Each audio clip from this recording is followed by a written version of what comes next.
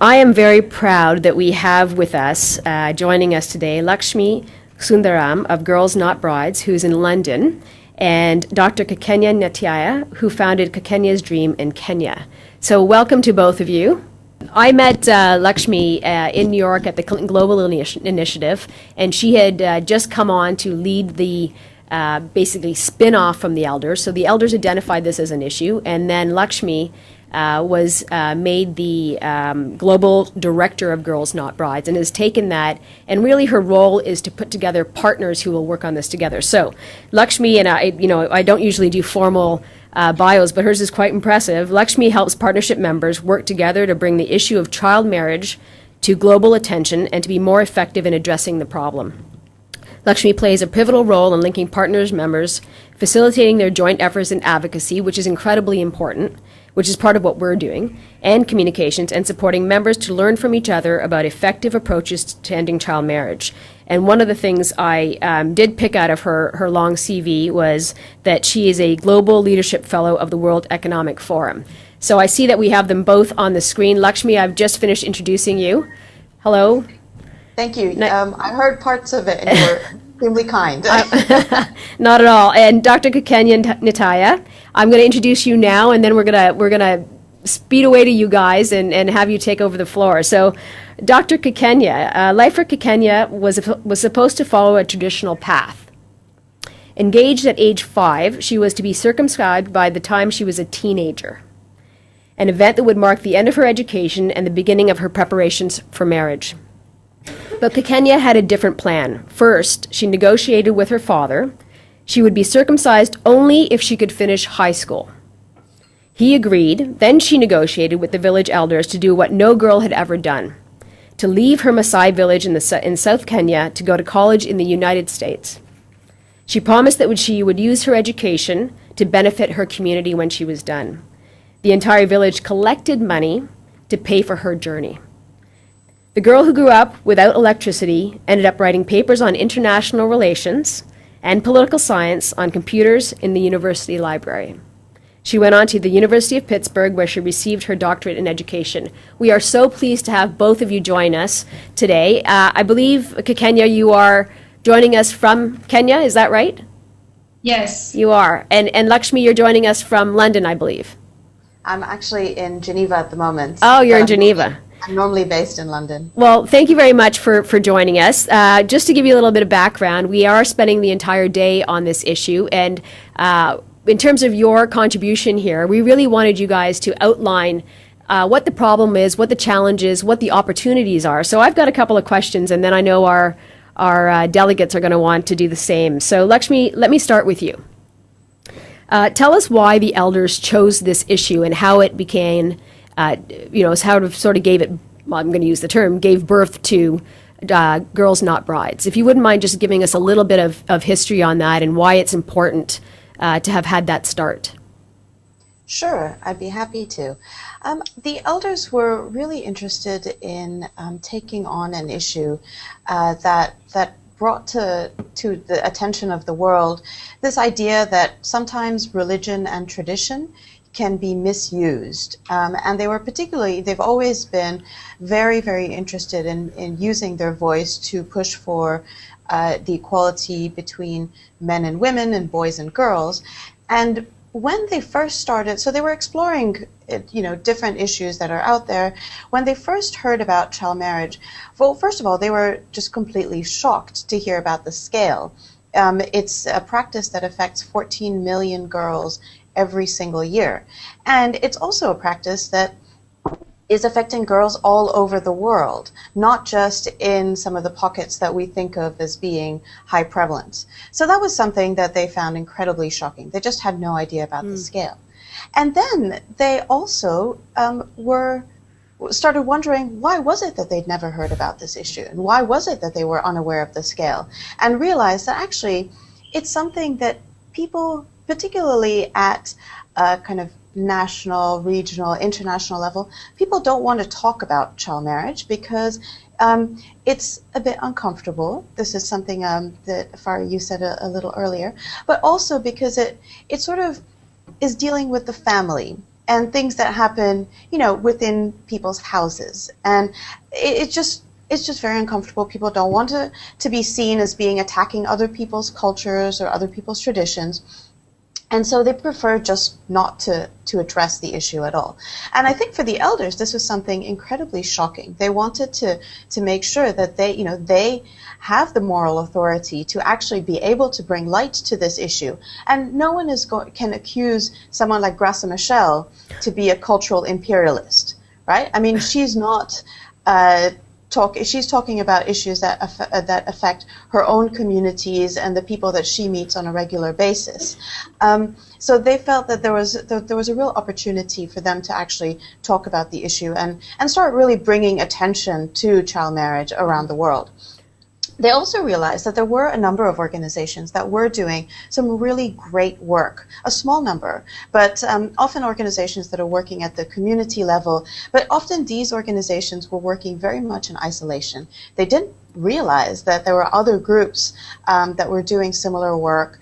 And so one of the things the elders felt that they could do as well was to set up a global partnership to really try and bring together the different organizations that are working on child marriage, allow them an opportunity to share experiences, share learnings, but also to help build up a sense of solidarity. Because sometimes when you're working with communities, when you're sometimes in opposition to community elders, it can be really difficult work.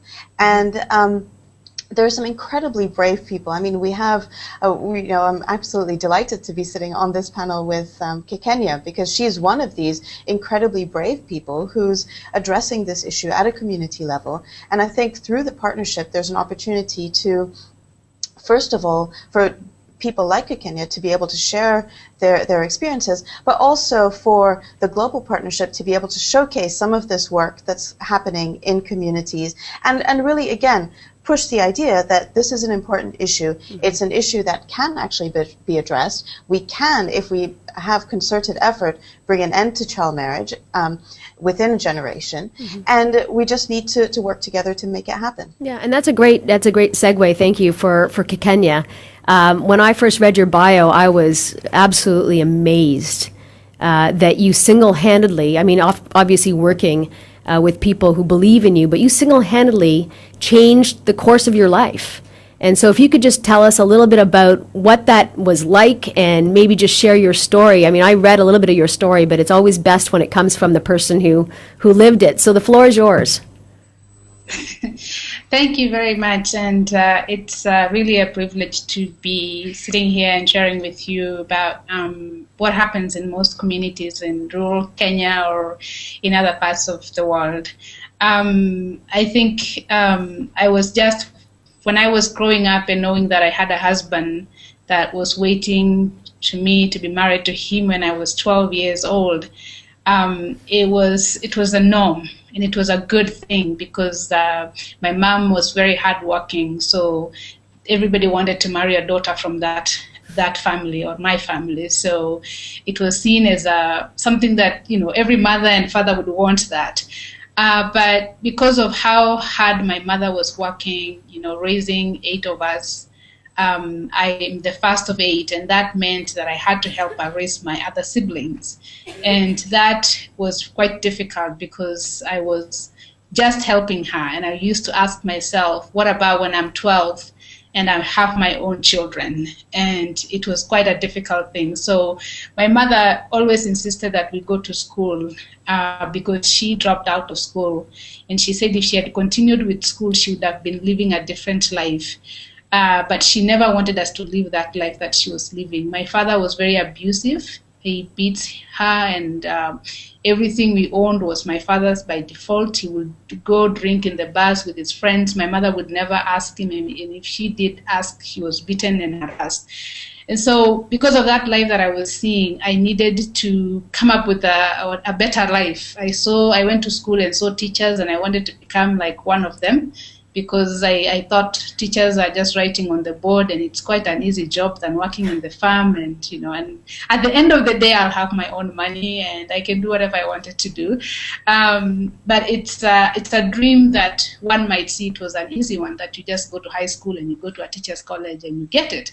But here I had a husband waiting for me, and so I had to figure a way out of being married at 12, and I was able to negotiate my way out, testing ground with my father and my elders, and now, many years later, giving back to the community and helping girls to have dreams that I wanted to have when I was young and to achieve them.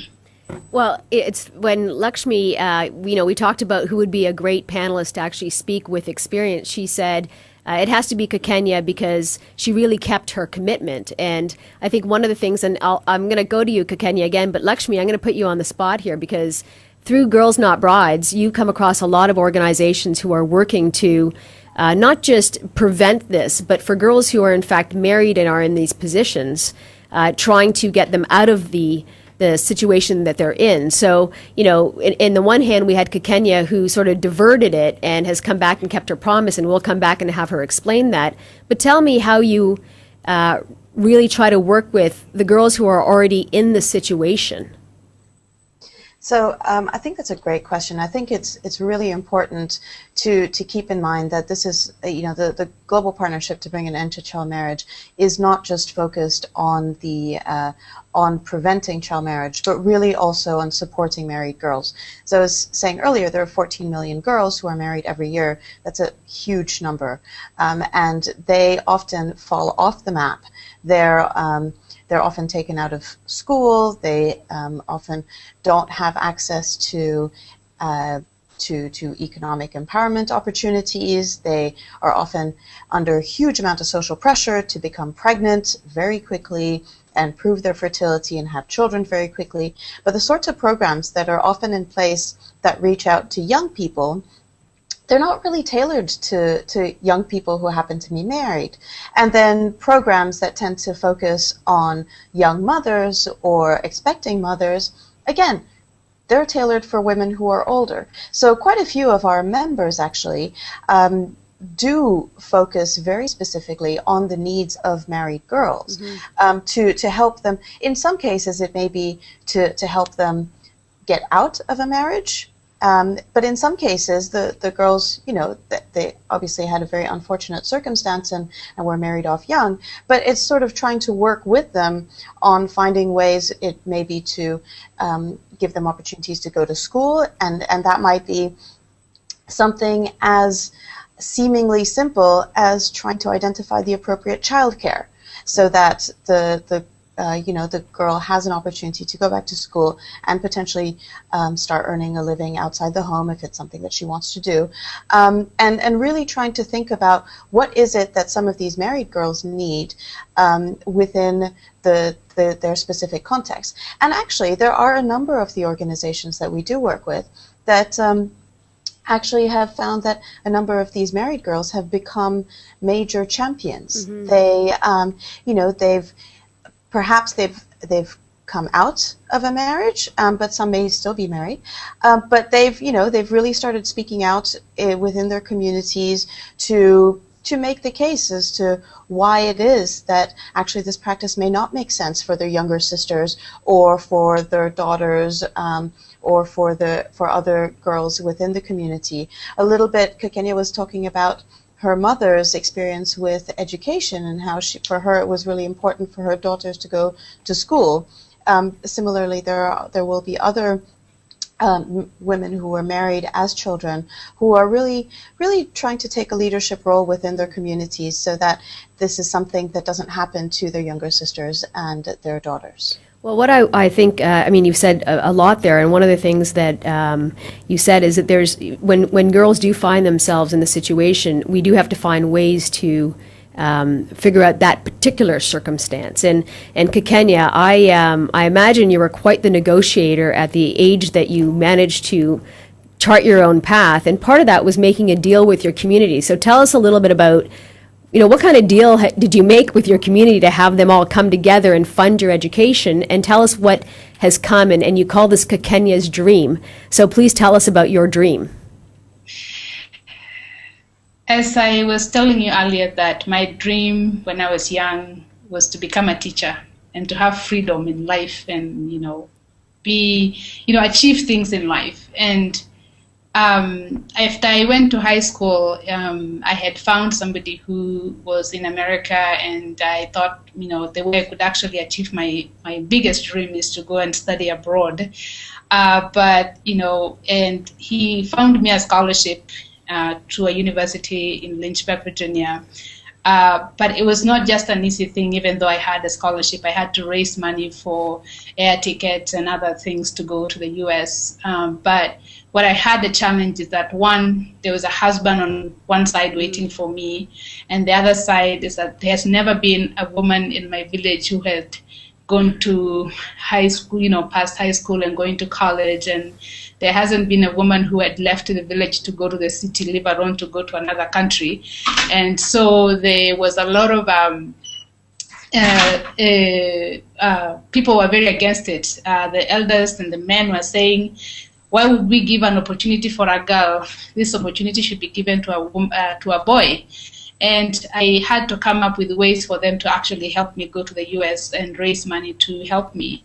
I knew the culture very well, and I needed their support, and so I never wanted to just run away and go. And I had to go to the chief and tell him that I am going to be one of the best girls that I could be, and I was going to represent them very well, and that I will go and get an education, and when I'll come back, because one of their worries was always that I will go and never come back to the village, and they never wanted that.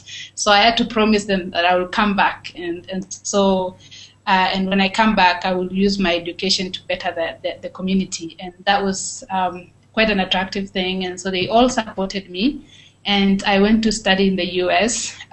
Little did I know then that I was actually going to fulfill my promise, because then I was like, I just need to get out of this village and go away. But when I really got to the US, that's when I learned about my rights. I learned about that child marriage, it's wrong to be married when you're under 18 years old. I learned that I had the right to go to school.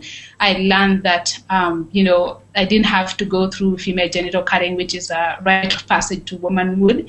I learned a lot of things that really kind of just made me become angry, but also very wanting to do something about the girls in my village who were then getting married, then dreams were being cut short. They were living lives that they never wanted to live.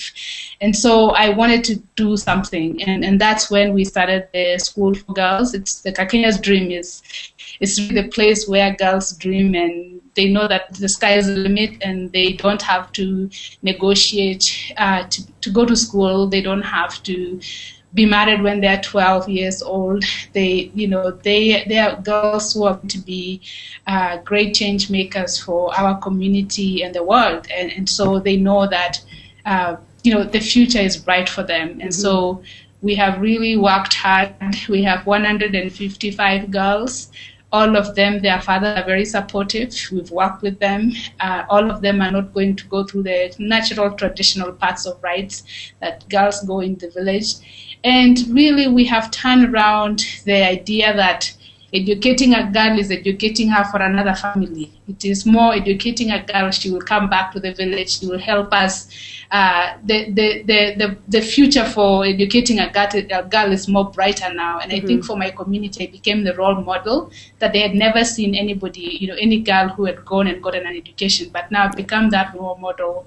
And really the idea of marrying their daughters young is really changing. And I think it is a positive thing that we've been able to do. That's incredible. You're what we call a trailblazer. And when you're talking about, somebody invests in you and you make a commitment and you go back to your community, that's very much what we're trying to encourage our delegates to do. So we only have about 10 minutes. I don't want to ask all my questions. Our delegates always have great questions. So I'm going to open up the floor to ask Lakshmi or Kakenya a question, and please direct your answer. And please do keep your questions short and your answers as precise as possible. So who wants to ask the first question? Yes. We're just passing the mic up here. My name is Lara. I'm representing Brazil. In my country, there's no this issue of child marriage, but there is the teenage pregnancy, and the consequences are the same of the child marriage. No job, no quality of education, no quality of living, no quality to their children or to the family. And how can this project about child marriage can help to solve this teenage pregnancy issue? So who would you like to answer that first? Both. Okay. Why don't we start with Lakshmi? Sure, I'd be happy to answer that. So very quickly, in the interest of time, actually there is child marriage in Brazil as well. I don't have the numbers offhand, but I'd be more than happy to send that to you. So it is an issue as well in a country like Brazil. It's an issue that happens all over the world. But many of the factors that actually lead to teenage pregnancy are often also the same ones that lead to child marriage. Often it's a fundamental difference in how people view girls and boys and the value that is placed on a girl and a boy. And then, of course, issues such as poverty, violence, lack of other opportunities, etc. So I think and one of the things to maybe clarify is that as a partnership, the organizations that work on bringing an end to child marriage aren't just focused on the specific issue of child marriage. It's often all the other underlying factors that are linked to child marriage. And so for us, what's really important is not just that girls don't get married early, but that they're given the opportunity to thrive. And I think that's something really important to keep in mind, that many of the ways in which the members address child marriage are also the ways in which one could address teenage pregnancy, which is really trying to, on the one hand, make sure that girls themselves have access to education, to an understanding of their own rights and opportunities, that there are role models around them, who can present a different picture of the future for them, but also that they have access to sexual reproductive health services and have an understanding of their rights in that arena as well, and that there are opportunities out there for them, you know, if they do finish school, to actually become productive economic members of society also, so that pregnancy isn't seen as the only way that a girl can bring value to a family or a community or a partnership. Kakenya, can we get you to weigh in on that one, please? I think the way Lakshmi has really elaborated is what it is. So, you know, in my school, we always, you know, we are preventing early marriages, but at the same time, we don't want them to be pregnant when they're in high school. And so it's about providing all the services that actually help the girl to thrive.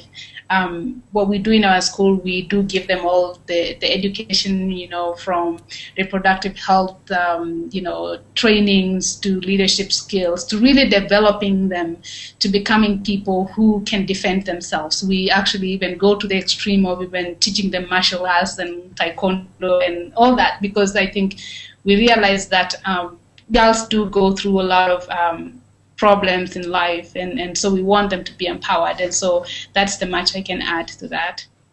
I've just been told we've got extra time, so I'm going to actually pipe in with my question as well. I think one of the challenges as a partner who's in Canada, and very lucky to be part of this global partnership, is you always want to be careful that it's not the North and the South conversation. And you know, Kakenya, I suspect that, and I'm turning to you because I'm African-born, Indian heritage, but I live in Canada, and I feel a certain sensitivity when people start pointing fingers, which we don't do in terms of this is a problem in this country, this is a problem in another country. How do you actually deal with that? Because you know, you have a global partnership who wants to really weigh in on this issue, but we all need to be sensitive and careful that we're not saying you must do it our way, because our way is not necessarily the right way. We're just trying to, I think, address a very serious issue and to do it together. So, maybe talk to us a little bit about the sensitivity around where this does happen and working with organizations where it doesn't happen. And it's always goodwill and it's always meant to do the right thing. But tell me a little bit about how and how that sort of works in your mind in terms of those who are trying to help on this issue but don't necessarily really, they don't get it, but they don't necessarily experience it in their own countries. I think I personally think we all have a place to play in the table. From my perspective of working in a very remote village in you can't even find it on Google Earth. It's very macro and it's very limited and it's very small. But for me to be able to be effective is I need people like Girls Not Bride elevating what we're doing on the ground, and I think we all have a place to play. We can implement, but without that law that says early marriage is against the law, then it's very difficult for me to actually implement that. So I always focus on, we all have a place, and it's always good to understand. And I really like the way the Girls Not Bride work. They bring us together as a group in different locations, and they make us work as groups that are from different countries, but also they give us what is available in the UN and other countries. And I think that friendship and that way of working is really very helpful, because without them maybe you would not even know about our work. And so there's always that partnership, and I think it asks to go beyond thinking, we know more and you don't know anything and we think we are the best. But that partnership, we all have something to bring on the table. And I think we'll all have room. If we could work together, it's actually more effective, because now Girls Not Bride, through my work, we're actually able to help girls in a rural village in Kenya not go through early marriages. So Lakshmi, before I turn it back to our delegates for questions, you know that we have a very unique opportunity here where at the end of this, I guess tomorrow, the girls will start working on their communique. And the communique really is designed to be not a wish list, but if you really are serious about investing in girls and women, here's what you should do. And yesterday we talked about jobs, growth, and investment from the opportunity gained angle. Today we're looking at the issue of the eradication of early forced marriage, also referred to as child marriage, from the opportunity lost. If we don't do something about this, we're losing many opportunities. So you've got 21 girls who are going to put something in a communique. I'm going to give you a couple minutes to convince them what they should say, and if you do it well enough, you might actually see your words in a communique. So you've got a captive audience, and you've got a captive audience that is quite determined to elevate the role of women and girls in society. So go for it. I mean, you guys are about advocacy, and they are going to be advocates. So I think this is a great opportunity for you. Thank you very much. I love having captive audiences, and I think this group of delegates, you guys have an absolutely fantastic opportunity. I'm a big fan. I'm actually wearing the Girls 20 Summit at the moment, the T-shirt at the moment. Stand up. Let's see. Just kidding. Well, there we go. So I'm a huge fan.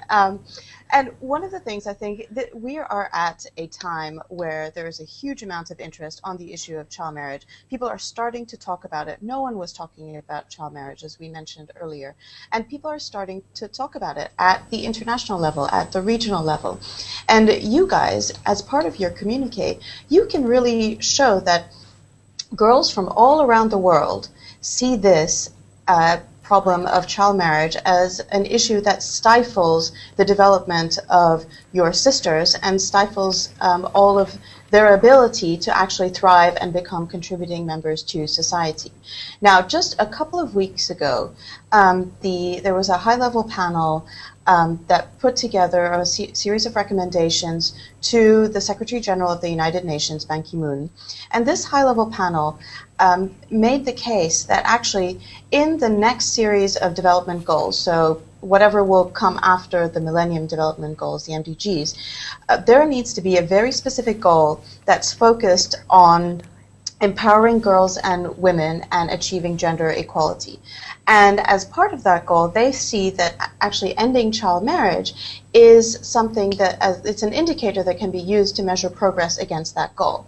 And I think this is fantastic recognition from this high-level panel on not just the scale of child marriage, but also how it's so intimately linked to issues such as access to healthcare, access to education, the opportunity to actually lead fulfilling lives, and the opportunity, and how much it's linked to the issue of poverty as well, and just how much it is a fundamental human rights violation. And so I think within your communique, you can echo some of that and really make the case to your leaders, to the G20 summit, and to all the people that you're advocating to, that this is not just an issue that's coming down from this rarefied world of a high-level panel of experts, but really it's an issue that is coming through to leaders from the girls themselves who find this absolutely unacceptable. Mm-hmm.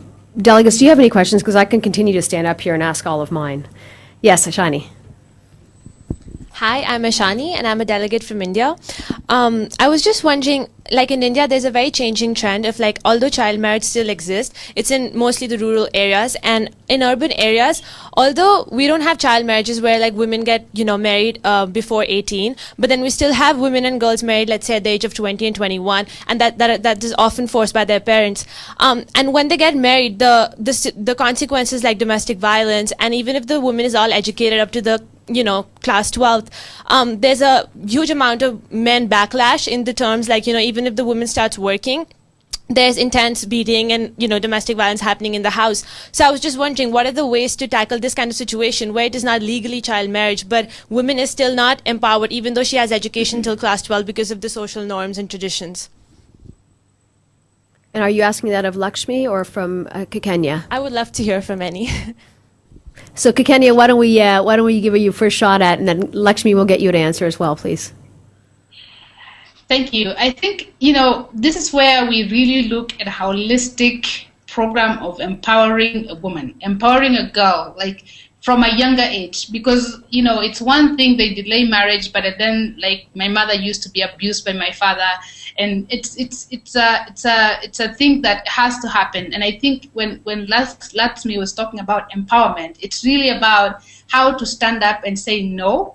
I look at the girls that I have in our school. They are saying no to being, to being cut, to go through female genital cutting. That's a voice they are raising, and I think it is something that has to be told to them and being taught to them when they are young, because the society has really put girls to be very inferior. And this even happens in schools. You find girls are not even answering questions. They are always shy. They can't, stand up and say, this is what I want, because they've been put in a certain category. In my own village, that's how it was. A girl cannot question a father or a male of anything. If they say, this is what we want, you just follow. But if we are able to teach them how to stand up, how to say no, how to speak up, and how, for me, I normally say, in our community, we are told to look down when you're being spoken to. And that's one way that people are taking your power. And what we've done in our school especially is telling the girls to look up, because that moment they're able to ask questions, they're able to start challenging things, they're able to really speak up. And I think that is very critical. And also to teach them about their rights, because once you know your rights, you're able to speak, and you're able actually to go look for help. And so that is what I would say, and I think Lakshmi would have lots to say. Thank you. Lakshmi, do you have anything to add to that? We have about 2 more questions to go in about 10 to 12 minutes, but please, if you have something to add, go for it. Okay, I'll just add very quickly. I mean, I completely agree with everything Kakenya just said. I think it's also really important to make sure that some of those dialogues also take place with the boys themselves, so that it's not just a question of the of empowering the girls, which is something that's incredibly important, but also really starting to build up this idea among the boys that actually you don't have to prove your masculinity by hitting people. That actually the girls are your partners. And that it's really trying to work on changing some of these social norms that have led to many of these practices. And I think the other thing, just very quickly to add, is that it's important with some of these sorts of approaches that we really try and tackle this issue at a number of different levels and make sure that we're really addressing some of the different reasons why some of these things happen. So on the one hand, really working with the girls themselves, with the boys, with the communities, with the parents, with the village elders as well, on just changing some of these ideas about how girls are supposed to behave, how boys are supposed to behave, what a marriage is supposed to look like, etc. Changing some of that, but then also working at the broader level, perhaps at the regional level, at the national level, and at the international level, to change some of the more structural factors that underlie some of these behaviors and some of these practices. So that might be through laws, that might be through changing some of the curricula in schools, building greater awareness at that bigger level on the impact of violence, etc., and really trying to address all the different causes of these sorts of practices. I see all the few of the delegates taking notes, and one of the things that you're right, challenged to do is to figure out how, in their own regard, can they put this on the map of G20 leaders. So we have a question from Marwa. Hello, I am Marwa representing Saudi Arabia. My question is for you, Lakshmi. As you mentioned earlier, that a lot of countries use religion as a cover for them. For me, as a girl that lives in Saudi Arabia, what is the first step that I can do to help my community for this problem? Thank you. So I would say, I think that was directed to me. Is that right? Yes. Yes. Okay. So again, very quickly, what I would say is to really, no religion actually encourages child marriage. This is something that's really important to keep in mind. People often use religion as a way to close off dialogue and to stop conversations, but it's really important that the child marriage is not endorsed by any world religion. And I think just starting to talk to people around you about that fact is something that can be very helpful in at least starting to get people to think about the idea of why is it that this is a practice that's so common, and that's one thing, particularly on the religion angle. I think also building up some awareness in the people around you. I'm not entirely sure who you have access to, who you can start sharing messages with, but really building up awareness of the incredible negative consequences of child marriage is also something that can be incredibly helpful. It's one thing that I know I find in my work when I share some of the statistics linked that show how much more likely a girl is to have all kinds of health problems and maybe even die if she gives birth early, how child marriage is linked to poverty, all of these things. When you start talking about these issues, people start paying attention. They start realizing that actually child marriage, you can't just leave it in the cupboard, you can't just ignore it as a problem, but it has some fundamental consequences for the health and well-being of societies as a whole, not just the girls themselves. So really starting to open up that kind of dialogue, I think, is a very important first step. Okay, we have about 4 minutes left, 2 questions left, so please ask your question very briefly, and we'll try to get through both of them. Okay, my name is Alina, and I'm representing Russia, and I want to address my question to Kakenya. So I've never met a person or woman and girl who was forced to marry, and I can't even imagine that happen in Russia, so I don't have inside knowledge, and I want to ask, like, how do parents feel when they force them child to marry someone, and is the poverty just one reason of them doing them child unhappy, making them child unhappy, or because to solve the problem you need to know the reasons. Yeah, I think I was lucky because I avoided my marriage actually when I was young.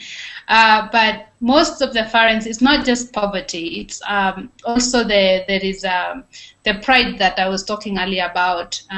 You know, when a girl is married young, in my community, there is the dowry. So when a girl is married to another family, the family gives cows to the other family.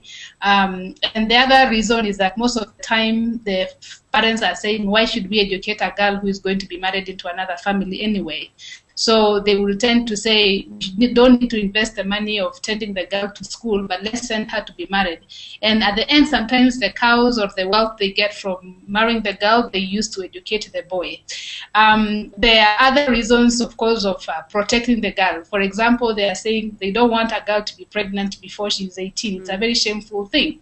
Or if a girl starts becoming mature, they see that as a threat. You know, the boys might, you know, rape her, she might be pregnant, and that's more shameful. So they would rather marry them off earlier. There are other reasons that as I was saying earlier, you know, poverty, of course, is another reason that, you know, they don't have enough to, you know, they don't have enough money to send them to school or to keep them in their homes, so they would rather just give them away. It also varies from community to community, and I think in my community, people normally say it's a pride to have many girls because you'll have many cows, but they marry them off early, and then they say the boy is carrying the name of the family, so that's another good thing to have a boy.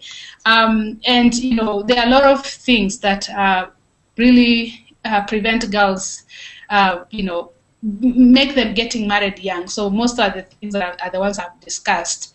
But, you know, I think for me, I advocate a lot about educating them and making sure they stay in school beyond primary school so that they are able to learn and they're able to go to high school and college.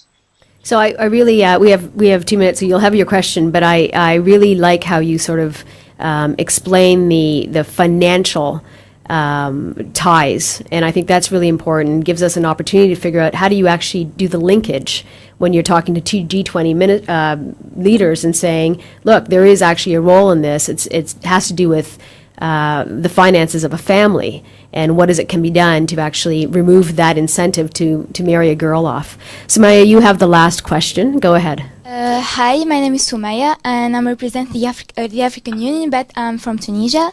Well, in Tunisia, we don't have this early child marriage since 1990s, but I always have that thought. What do you think about governments that, even though there are laws that prohibit child marriage, still don't take action?